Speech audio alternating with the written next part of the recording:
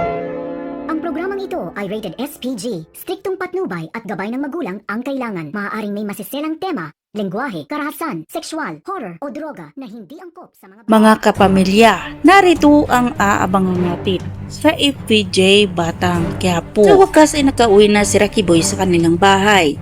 Ngunit nagulat ang lahat, lalong-lalo na si Brando at Divina dahil puno ng dugo ang mukha at puno ng bugbog ang katawan nito. Kung ni Divina kung ano ang nangyari sa kanya, agad namang sinagot ni Rocky Boy na binugbog siya ni Miguelito at itinapon na parang basura. Hindi naman makapaniwala si Divina na magawa ni Miguelito yun kay Rocky Boy.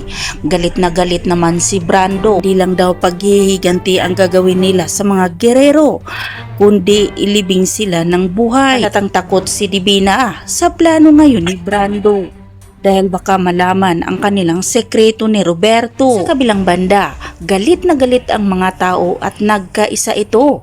Pinuntahan nila ang munisipyo at doon nagwawala. Sinisisi nila si Mayor Miguelito dahil sa taong 4 na namatay. Galing raw ito sa evacuation center. Lason raw mano ito galing sa mga pagkain na ibinibigay nila ni Mayor Miguelito. Iginit ng mga tao na ang mga gerero ang may kasalanan ng lahat. Ang si Mayor Roberto, kausap niya ang attorney at tinanong niya ito kung ano ang problema. Sinabi ng attorney na may hawak na ebidensya ang mga Montenegro, patunay na dinaya ang eleksyon kaya sila nananalo. Dahil si Tanggol naman talaga ang nanalo bilang mayor ng lungsod. Halatang kinabahan si Roberto habang si Jackie takot naman ito dahil hindi daw siya magpapakulong. Galit na galit naman si Miguelito at hindi daw siya aalis sa kanyang pwesto.